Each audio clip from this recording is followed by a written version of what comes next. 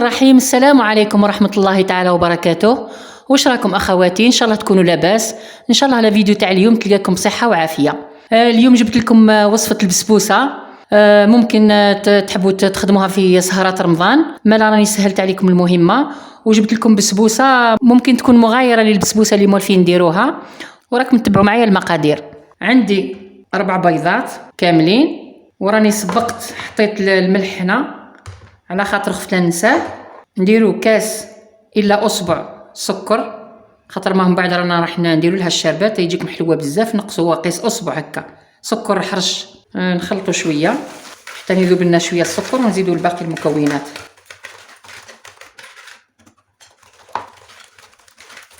راني نحط في المقادير وميم طون نهضر لكم يعني كيفاش تخدم. نديرو لافاني سواء غبره ولا سائله، نزيدو مبشور القارص باش ينكهوا لكم البسبوسه تاعكم تجي طعمتها مليحه. اختي اذا البيض تاعك صغير ديري 5، انا نتاعي كبار ملاح درت 4 بيضات.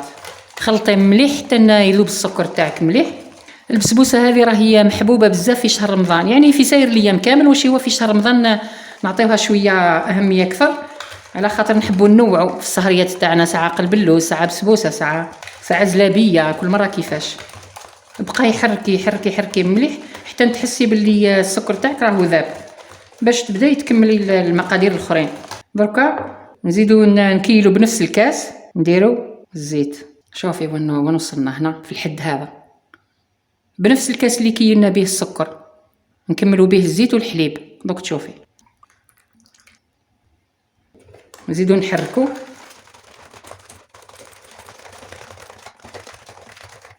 نزيدو الحليب بنفس الكيل اللي درنا به الزيت قبيله، نحبسوه هنا ها، ما نعمروش الكاس. كيما كيلنا الزيت نكيلو الحليب، غير السكر بك اللي طلعنا شويه هنا ناقص اصبع، ويكون بدرجه حراره المطبخ، ما يكونش بارد. خرجيه من قبل من الثلاجه باش كي ديري من بعد لا ليفور تتفاعل. بصح كي ديري الحليب بارد وما الفرين عفوا لا ليفور تاعك ما تطلعش مليح، لازم تكون بحراره المطبخ. وكملي الخلط. ودركا شفتي السميد اللي راح تستعمليه، ديري هذا السميد هذا المتوسط الخاص بالبسبوسه وخاص بالمقروض. نكيلو بنفس الكاس اللي قلت لك مع الاول نكملوا به. دركا نعمر هذا الكاس، دوك تشوفي ها هو كاس معمر نرميوه. والكاس الثاني نديروه نص برك. الكاس الثاني ها شوفوا وين وصلنا، نص كاس. وشفتوا هذا النص هذا الفارغ هذا نكملوه كاوكاو مرحي. درنا كاس سميد معمر ونص كاس سميد كملناه بالكاوكاو ها. ونكملو نديرو 2 مغارف كبار تاع ماكله فرينه. الفرينه على واه نديروها باش تعطينا خفه للبسبوسه تاعنا هكا برك، ماهوش يعني ما يكونوش بومبي. 2 مغارف ها، هذو هما النواشف اللي عندنا. ونديرو 2 باكيات على ليفر، نديرو الباكي الاولاني نزيدو الثاني ونكملو الخلط. وما تنساوش الملح، على بالكم الملح ويعطي البنه للحلويات. كيما البسبوسه لو كان ديروها بلا ملح راهي تجي صامته ويبان الطعم باللي ما فيهاش الملح، مهما راهي حلوه مصحه لازم نديرو فيها هذيك القرصه تاع الملح الصغيره هذه.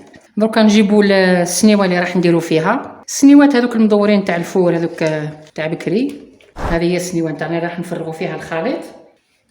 راني دهنتها بالزيت قبل ما نبدا التصوير. ديري بالسباتول باش تهبط لك كلش، ما تبقى حتى حاجه. اخواتي الفرن تاعنا راهو شاعل، عنده واحد 5 دقائق، راني درتو في 180 درجه. راح نحط السنيوه تاعنا في الرف الوسطاني، دوكا نوصلها نحطها في الفرن، وكي طيب رانا نعاودو نتلاقاو من بعد ان شاء الله. راني رجعت لكم اخواتي، البسبوسه تاعنا راهي طابت. شوفوا كيفاش جات تبومبي، جات خفيفه شوفوا. وقبل ما نبدا نصور كامل راني طيبت هذا الشربات هذه، بصح راني طيبتها حمراء شغل. كرملت كاس سكر وكي ولا بني صبيت عليه 2 كيسان تاع الماء. كي غلاو واحد 7 دقائق الى 8 دقائق طفيت عليه ها كيما راكم تشوفوا ها. ما نكذبش عليكم، انا من قبل كنت نسقيها بالشربات بيضه، ندير كاس سكر مع 2 كيسان ماء وبرج قارص ونخليهم يغليو 7 دقائق الى 8 دقائق ونطفي.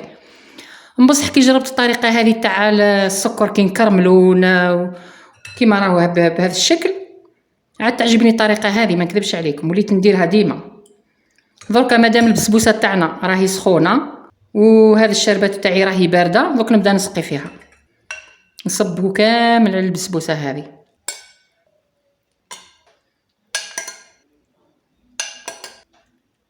ودركا التزيين يتسمى كيما تحبي على ذوقك، تحبي تزينيها بنوات كوكو، تحبي كيما بغيتي. انا مادام درت فيها الكاوكاو لداخل حابه ندير لها ميم الكاوكاو الفوق، نزين من الفوق. حابه تزينيها بنوات كوكو كي تقصيها سواء مقروضات ولا مربعات، تحبي ديري لها نوات كوكو ومن بعد ديري لها حبه الكرز المجفف كيما بغيتي. اخي قلت لكم مساله اذواق هذا التزيين والديكور والاخر. دركا نديرو هكا مادام مازالت ما شربتش الشربات نتاعها باش تلصق مليح هذا الكاوكاو. مليحه لسهريه رمضان، تجي هايله مع لاتاي، تجي تسخف. درك نكملوا لها التزيين هذا بالكاوكاو ونحطوها في الثلاجه تبرد باش تشرب مليح هذا الشربات اللي سقيتها بها. ومن بعد كي نخرجها نقطعها وتشوفوا كيفاه جات من الداخل. واللي ما عندها لا كاوكاو ولا نواد كوكو قادره تحطيها هكاك كيما راهي، ما يخصها والو ثاني. الصح كل في البنه. راني كملت دركا التزيين تاع البسبوسه تاعنا كيما شفتوا، شربتها وزدت زينتها بالكاوكاو هذا مرحي متوسط. دركا نحطها في الثلاجه تبرد، وكي تبرد نخرجها ودركا تشوفوها من بعد كيفاش نقطعها وكيفاش تشوفوها من الداخل. اخواتي دركا راني خرجت البسبوسه تاعي من الثلاجه، راهي بردت وراهي تشربت كامل الشربات اللي درتها لها. دركا نقطعها مقروضات، نحيو هذا الحراف هذو. شوفي كيفاش راهي متشربه، شوفي كيفاش راهي معسله. شوف حتى كي نجي نقطعها شوفوا كيف راهي تبومبي، باينه بلي خفيفه. على بالكم مام الشربات كي كرملت هذاك السكر ودرتو احمر، درت لها الشربات حمراء، راهي طعمها يتبدل يعني ماهيش كيما البسبوسه اللي ما فين نديروها تقليديه. شوفوا اخواتي حبيت نوريها لكم كيفاش جات من الداخل. شوفوا كيفاش جات معسله من الداخل. وهذيك الشربات اللي درتها لها كي حمرت السكر شوف كيفاه جات. هاي شوفوا كيف راهي تبومبي من الخفه نتاعها. كي زدنا فيها الكاوكاو هذيك شويه تاع الكاوكاو دارت فرق كبير. وهاي البسبوسه تاعنا كي درناها في صحن التقديم، شوفوا اخواتي كيفاه جات. هاي مشربه على الكيف. شوفوا ان شاء الله تعجبكم الوصفه هذه تاع البسبوسه، وان شاء الله تطبقوها في بيوتكم، ان شاء الله ديروها في سهرات رمضان وتعجبكم وديروها لضيافكم ولما لا.